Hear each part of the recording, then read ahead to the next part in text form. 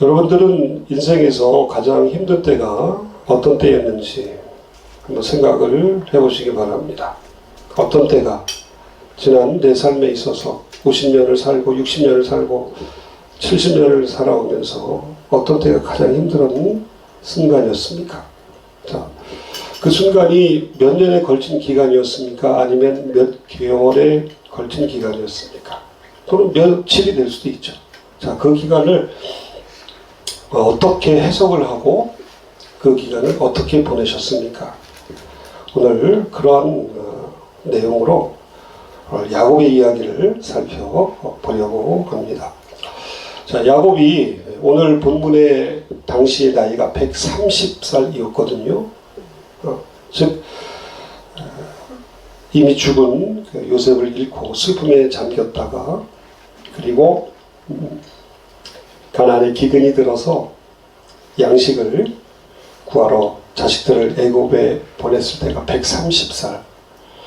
130살을 살면서 야곱의 삶에 가장 힘들었던 시간이 어떤 때일까 생각을 해보았습니다. 130년을 살았으면 왜 슬픈 일이 없겠습니까? 기가 막힌 수렁 같은, 웅덩이 같은 어두운 터널의 기간이 왜 없었겠어요? 그런데 야곱의 일생을 우리가 곰곰 묵상하면 또 그 성경학자들의 연구에 의하면 야곱이 가장 힘들었었던 때가 바로 오늘 창세기 43장 바로 이때였다고 합니다. 이때가 어느 때예요? 사랑하는 요셉을 잃은 지 정확히 22년 된 기간입니다. 22년은 어떻게 나오냐면 야곱이 17살에 그가 자식을 요셉을 잃고 정확하게 22년 13년 그러니까 요셉이 동물에게 찢겨서 죽었다고 믿었죠. 그래서 그게 13년이에요. 그 사이에 7년 풍년이 왔고 그리고 2년 흉년이 왔습니다. 그러니까 13년, 7년, 2년 하면 22년. 아마 야곱의 인생 중에 가장 어두운 기간을 보내는 그 기간이 바로 이 22년이라는 것이죠. 아들을 잃고 그 슬픔을 이기지 못하는 가운데 그리고 사랑하던 아내 라헬도 죽었거든요. 그리고 흉년입니다. 가장 어두운 기간. 그런데 그 22년 중에서도 야곱이 가장 힘들었었던 기간이 바로 오늘 우리가 읽은 본문 보면 우리가 지체하지 아니하였더라면 벌써 2번 갔다 왔으리이다. 오늘 설교의 제목처럼 2번 갔다 왔으리이다. 2번 왔다 갔으리이다 하는 기간이 130년 중에서 가장 힘든 기간 22년 그 중에서 가장 힘든 기간이 바로 이 기간이라는 것입니다. 왜? 이 2번 왔다 갔다 하는 그 기간은 뭐냐면 우리가 잘 아는 것처럼 가나안에 기근이 들어가지고 야곱이 아들들을 애굽에 보냈는데 기가 막히게도 그 총리가 아들들의 말을 믿지 아니하고 그들을 정탐꾼으로 주장을 하고 그래서 볼모로 시므온을 애굽에 잡아두고 너희들의 말이 분명하다고 하면 어떻게 증명을 하냐면 너희 중에 가장 막내 동생 베냐민이라고 하는 그 막내를 데리고 와라. 그래야 내가 너희들의 말을 믿겠다 했잖아. 바로 그 기간이라는 거야. 양식을 얻어온 아들들이 아버지 야곱에게 한다고 하는 소리가 아버지 우리가 양식을 구하러 갔는데 총리가 우리 말을 믿지 않고 세상에 우리 형제 시므온이죠. 셋째 루벤 레위 루벤 시므온 둘째 아들이에요. 둘째 아들 시므온을 볼모로 잡고 막내 아들을 데리고 오라는 거예요. 이때 심정이 어땠을까? 야곱이 가장 힘들었던 기간이에요. 왜?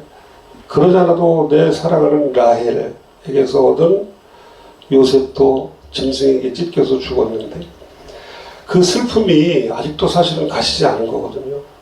그리고 최근에 요셉을 낳았던 라헬도 죽고 그런데 걷다가 이제 삶의 이 곤고함이 이 흉년을 통해서 그래서 겨우 아들을 보냈는데 세상에 이 시므온은 볼모로 잡히고 베냐민까지 데려오라는 거예요.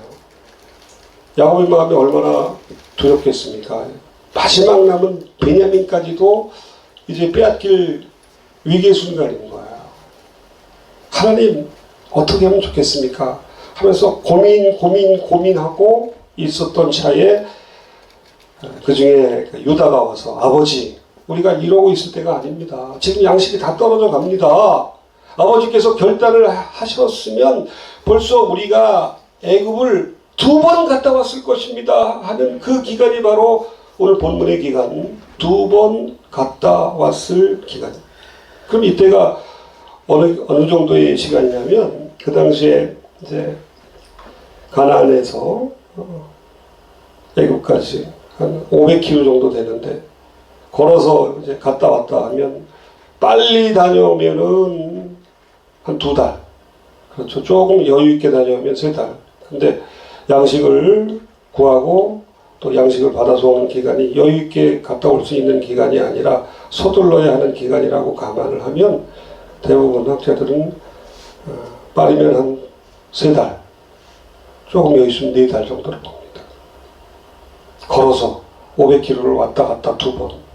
3개월. 그럼 3개월이라고 합시다. 3개월, 4개월. 야곱의 삶에서 가장 어려웠던 기간이 바로 이 기간이 아닐까 저는 생각합니다.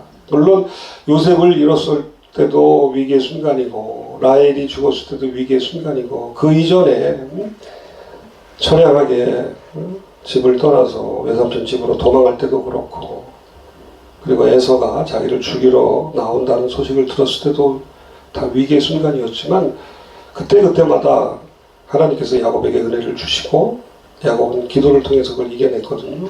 근데 이때는 정말 어떻게 해볼 수가 없는 거예요. 답이 없는 거예요. 왜? 하나님이 감추셨잖아. 하나님께서 그 뚜껑을 아직 열어서 보이지 않으신대요.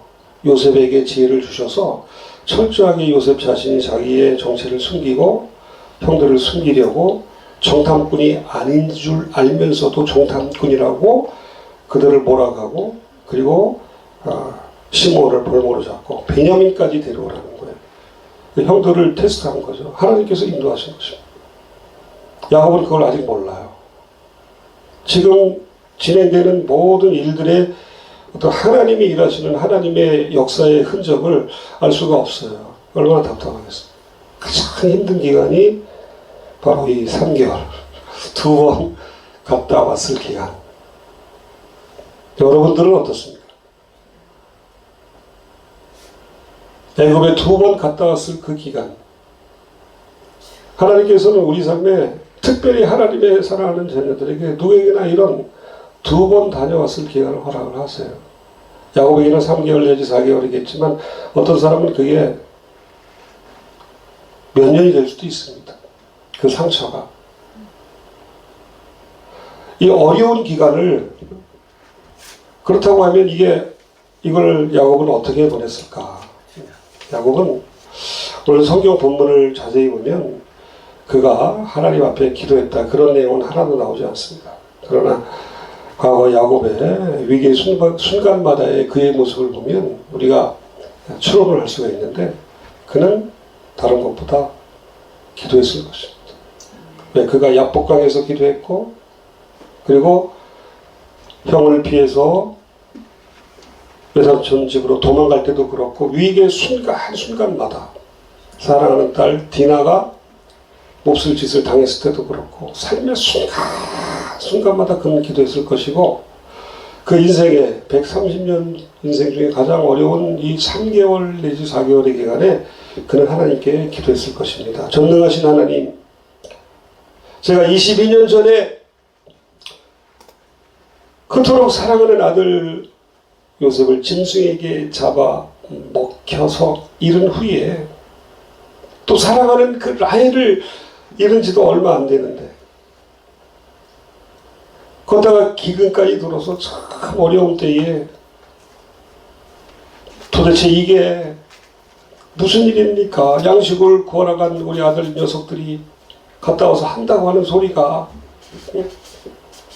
우리가 정탐꾼이라고 애굽 총리가 주장을 하는데 할 수 없이 우리 형제 시몬을 거기에 볼모로 잡히고 이제 베냐민까지 데려오라고 한다고 합니다. 도대체 이게 어떻게 된 것입니까? 너희는 다 나를 해롭게 하는 자로다. 야곱이 아들들에게 한다고 하는 그거는, 야, 이 못난 놈들아, 도대체 니들은 무슨 일을 그렇게 처리하느냐? 너희들은 다 나를 해롭게 하는구나. 제가 아이들을 혼냈습니다. 그런데 주님, 도대체 어떻게 된 겁니까? 내 조부 아브라함의 하나님, 내 아버지 이삭의 하나님, 하나님 지금까지 130년 동안 모든 삶의 위기에서 저를 건져주셨는데 지금 어떻게 해야 될지 모르겠습니까? 베냐민을 데리고 애굽으로 가게 해야 되겠습니까? 아니면 그냥 여기서 시몬 그냥 이런 거 치고 내 아들 살리면 아들들을 보내지 말아야 되겠습니까? 하나님 잘 모르겠습니다. 어떻게 해야 할지 잘 모르겠습니다. 아마 이런 기도를 드렸을 거예요. 간절히. 그 기간이 바로 3개월, 4개월이라. 야곱의 삶에 가장 어려웠던 그 기간이 곧 그가 하나님 앞에 그 이전에 기도드렸던 어떠한 때보다 더 간절하고도 더 사무치는 마음으로 하나님 앞에 기도했던 기간이었을 것입니다. 하나님 어떻게 하면 좋겠습니까? 어떻게 하면 좋겠습니까? 지금 저는 베냐민을 이룰 수가 없습니다. 저는 결코 베냐민을 이룰 수 없습니다. 하나님, 제가 과거에 야복강에서 제 환도뼈가 부러지기까지 기도했던 그 모든 기도 가운데 우리 하나님 지금도 살아 계시잖아요. 과거의 모든 어려움에서 건지셨던 하나님이 지금도 나와 함께 계시잖아요. 하나님, 저 어떡합니까? 간절히 기도하는 거예요. 기도하고 주의 뜻을 구하고 어떻게 생각하면 베냐민 보내야 될 것 같고 또 어떻게 생각하면 보내면 안 될 것 같고. 왜? 22년 전에 형들에게 요셉을 보냈는데 세상에 요셉이 짐승에게 잡혀서 찢겨 죽었잖아요. 그 상처가 지금까지 있는 거예요. 더군다나 라헬까지 떠났는데, 그리고 더더군다나 최근에는 드보라의 이모 리브가까지 자신이 어렸을 때 자기를 지켜주었던 어머니에 대한 추억까지 고스란히 간직하고 있었던 리브가의 유모 드보라까지 죽은 모든 것들을 다 잃은 거예요. 야곱에게 남은 게 없어요. 물론 10명의 아들이 있죠. 딸 디네가 있죠. 그러나 그 마음 중심에 위치했었던 아들들은 사실은 아니에요. 10명의 아들, 딸 하나 있지만 사랑하는 라헬이 낳은 자식들이 아니라는 말이에요.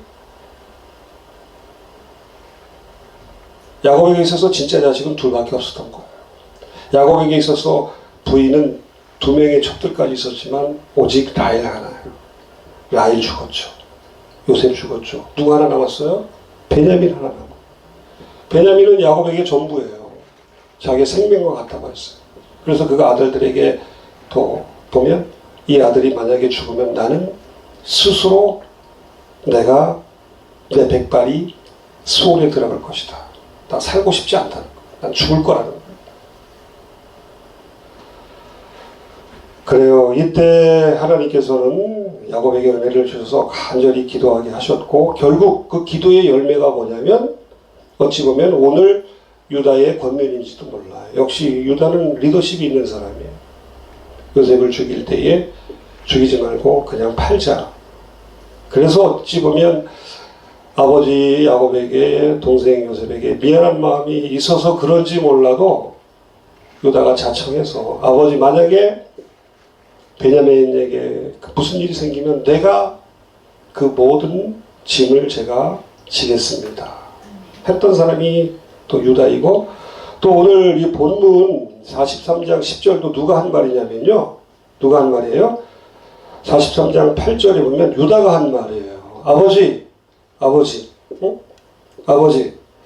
만약에 베냐민에게 무슨 일이 생기면 제가 영원히 죄를 지겠습니다.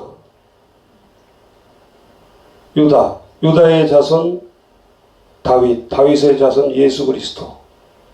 그 동생의 생명의 값을 내가 대신 지겠습니다. 그 하나님께서 인도해 가시는 거거든요.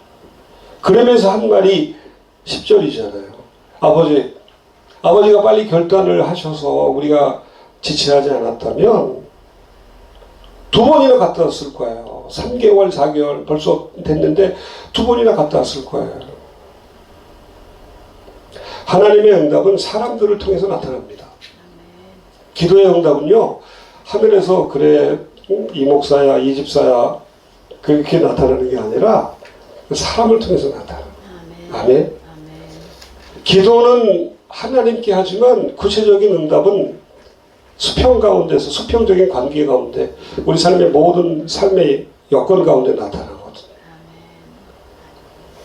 사람들이 이걸 모르죠. 수평적인 관계에서 어떤 문제 해결을 놓고 사람들을 찾아가잖아요. 세상 사람들은 그래요.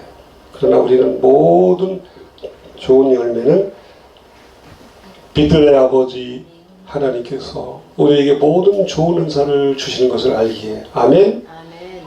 하나님께 구하고 사람들에게 받는다. 하늘에 간구하고 환경을 통해서 누린다. 할렐루야. 이게 하나님 백성들의 삶의 방식이에요. 사랑하는 아들 유다를 통해서 응답을 받은 거예요. 어찌 보면 그가 하나님 앞에 기도했을 때 결단을 하고서 구체적으로 유다가 최종적으로 방점을 찍었다고 볼 수도 있어요. 그가 하나님 앞에 간절히 기도했을 때에 그 중에 다른 아들들은 다 어떻게 할지를 모르는 거예요.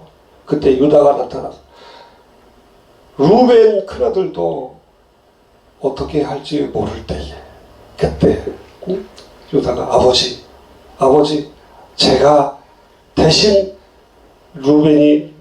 베냐민이 죽으면 그 짐을 지겠습니다 하고 빨리 아버지 결단을 내리십시오. 어찌 보면 이미 결단은 야곱이 기도 가운데 했는지도 몰라요. 그런데 그 구체적인 그림을 주변의 환경과 사람을 통해서 확실하게 되는 것입니다. 아무것도 염려하지 말고 오직 모든 일에 기도와 간구로 너희 구할 것을 하나님께 아뢰라. 아멘. 그리하면 모든 지각에 뛰어난 하나님의 평강이 너희 마음과 생각을 지키시리라. 기도는 하나님께 하지만 그 응답은 내 심령 가운데 다른 사람들을 통해서 환경 가운데 임하게 됩니다. 유다가 아버지를 잘 설득해서 유다가 굴복한 게 아니에요. 유다가 아버지를 잘 설득해서 그래? 그렇게 하자 한 게 아니에요.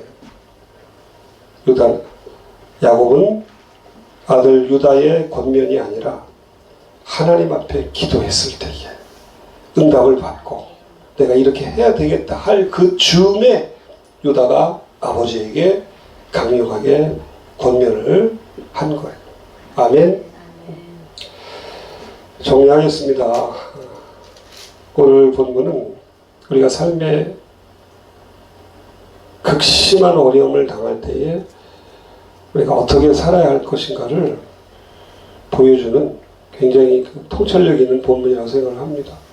여기 있는 저도 그렇고요. 아마 여러분들도 다 이런 기가 막힌 22년 또 그 중에서 핵심으로 가장 어려웠던 3, 4개월의 기간을 보내고 계신지도 몰라.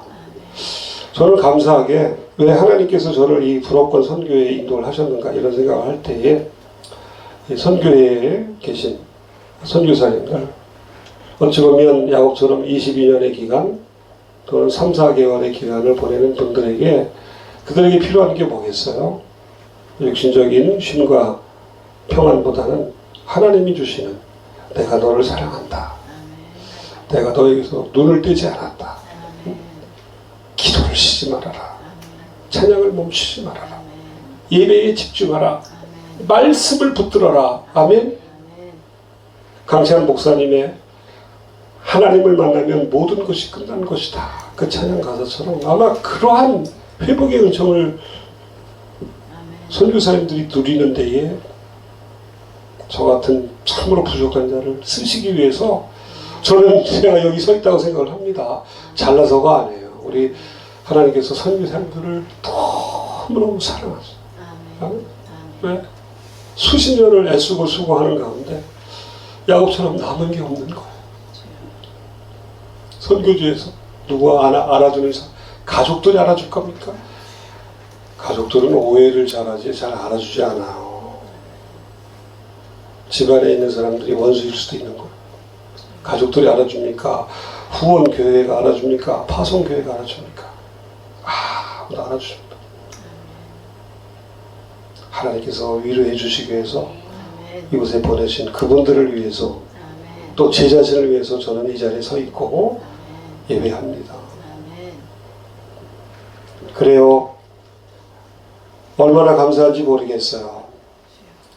정말 매주마다 하나님께서 새로운 분들을 보내주셔서 감사하고 저를 통해서 그분들이 은혜 받는 게 아니라 그분들을 통해서 제가 은혜 받고 제가 회복이 돼요. 지난주 수요일하고 금요일 기도회는 어떤 한 분이 오셨는데 제가 보니까 어떤 60대 후반 70대 정도 되시는 어떤 권사님 스타일의 분이 오셨는데 같이 울면서 같이 기도를 했는데 나중에 여쭤보니까 백석교단의 필리핀 시니어 선교사님이시더라고요. 너무 감사하죠. 그래서 남편 선교사님께서 저 요양원에 지금 계셔서 잠깐 여기 머물러 계신데 저는 이 빌딩 게스트룸에 계신 줄 알았더니 세상에 바로 이 빌딩 옆에 그 SJ 라벨르라고 하는 아파트가 백석교단이 이제 선교사님들을 위해서 이렇게 준비한 거처라고 하더라고요. 거기 계신 거예요. 깜짝 놀랐어요. 그래서 야 여기는 선교사님들이 그냥 여기 계신 분들뿐만 아니라 옆에 그래서 그 건물 자체가 백석교단에서 준비한 건지 모르겠지만 여하튼 백석교단에서 배려해 주셔서 거기서 묵고 계시다는 거예요.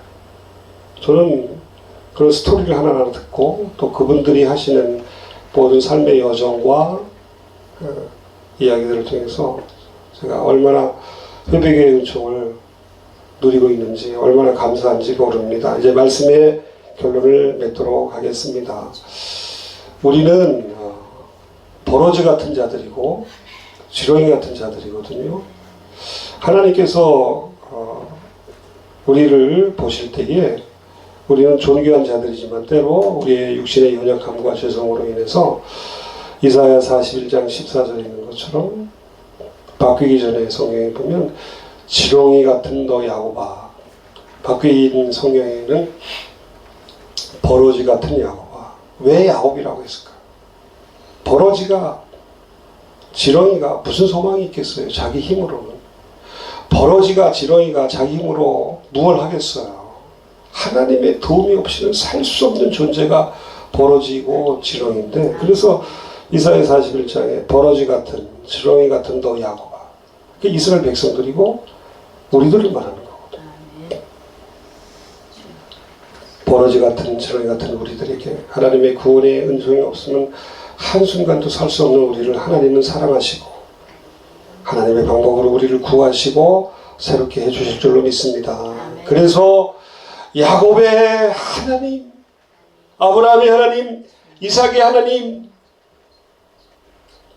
그러나 그 중에 야곱의 하나님을 자기의 도움으로 삼으며 여호와 자기 하나님에게 자기의 소망을 두는 자가 복이 있도다. 하나님은 야곱의 하나님이에요. 우리 야곱 같은 지렁이 벌러지 같은 연약한 자들을 사랑하셔서 어떤 방법으로든 회복시키시고 하나님의 구원의 계획을 이루는 거예요. 자 보십시오. 야곱이 애굽에 갔을 때에 뭐가 이루어졌어요? 하나님의 놀라운 구원의 계획이 이루어졌잖아요. 야곱의 가족들 70명이 애굽으로 가서 430년 동안 거기서 번성하다가 결국은 때가 되어서 모세의 때에 430년 후에 하나님의 군대가 되어서 아멘. 겨우 70명이 요셉으로 시작해서 470명이 430년 후에 430년 만에 하나님의 군대로 출애굽을 하고 결국은 하나님의 놀라운 계획이 이루어진 거거든요. 우리의 작은 상처와 실수조차도 우리 하나님은 선용하셔서 하나님의 뜻을 이루는 놀라운 사건들로 에피소드로 재료로 만들어 가실 줄로 믿습니다. 저도 그렇고 이 자리에 계신 모든 분들 22년 또는 3, 4개월의 극심한 어려움 가운데라도 결단하고, 그래서 야곱이 결단하잖아요. 내가 자식을 잃으면 잃게 되리로다. 이 14절에 나와요. 그게 기도의 결론이에요. 내가 자식을 잃으면 이르리로다 라고 마음의 기도의 응답을 이미 받았어요. 근데 유다가 가서 이야기하면서 결국은 그래 내가 자식을 잃으면 이르리로다. 야곱에게 자식은 베냐민 하나밖에 없어요. 이러면 이르리로다. 에스더 같은 결단을 하게 된 거고, 그 결단을 통해서 출애굽의 놀라운 구원의 역사, 유월절의 은혜, 하나님의 아들 예수 그리스도를 통한 온 인류의 놀라운 그 역사들이 이루어지는 거잖아요. 그래요. 커튼 뒤에 숨겨진 하나님의 역사, 22년의 곤고한 기간, 3, 4개월의 그 어두운 기간을 통해서 우리 하나님이 이루어 가실 줄로 믿습니다. 우리 함께 이 시간에 기도했으면 좋겠습니다. 우리 주님 한번 잠깐 부르고요. 짧은 시간입니다. 하나님, 오늘 하나님께서 내려주신 주의 음성을 다시 한번 확인하면서 잠깐 기도하고 제가 마무리합니다. 함께 기도합니다. 살아계신 하나님 감사합니다. 하나님, 내가 지금 걸어가는 그 길이 야곱처럼 씻기지 않는 상처 가운데 22년 동안 또는 3, 4개월의 가장 어두운 기간을 지날지라도 그때라도 하나님은 우리에게서 눈길을 떼지 아니하시고 우리를 주목하시고 저 커튼 위에 숨겨주신 하나님의 놀라운 구원의 역사를 우리를 위해서 이미 예비하신 것을 믿습니다. 아버지 하나님, 이 어두운 때에, 이 답답한 때에 야곱처럼 우리가 하나님 앞에 간구하며 기도하게 하시고, 그래서 환경을 통해서 다른 사람들을 통해서 주의 뜻을 분별하고 내가 자식을 잃으면 이르리로다 결단할 수 있게 하여 주셨네. 그래서 주께서 나를 통해서 가지고 계신 나를 통해서 이루시고자 하는 그 놀라운 뜻과 계획과 섭리가 이루어질 수 있도록 우리 하나님 역사하여 주시옵소서. 오 하나님 감사합니다. 오 하나님 감사합니다. 오 하나님 감사합니다. 하나님 감사합니다. 오 주여 감사합니다. 오 주님 감사합니다. 하나님, 이 예배당을, 이 예배 조소를, 그리고 무엇보다 우리의 심령 성전, 우리의 마음을 만져주시고 비춰주시고, 그래서 하나님 우리를 회복시켜 주옵소서.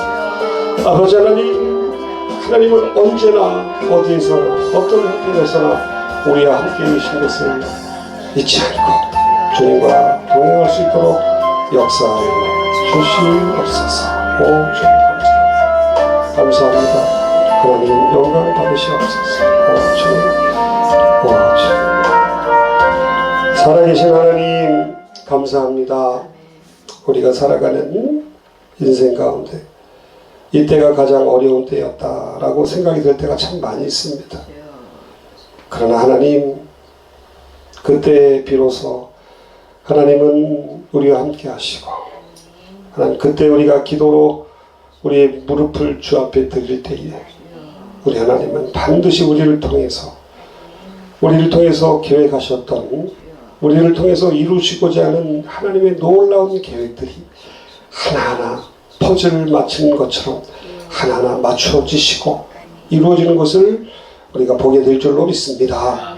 하나님, 어두운 때야말로 우리가 기도해야 할 때이고 곤고할 때에말로 하나님의 계획이 성취될 그 순간이 다가올 바로 그 순간임을 우리가 잊지 않고 아버지 우리가 어디서든 어떤 형편에서든 하나님을 경외하며 기도하는 가운데 주의 뜻을 이루어드리는 저희들이 다 되게 하여 주시옵소서.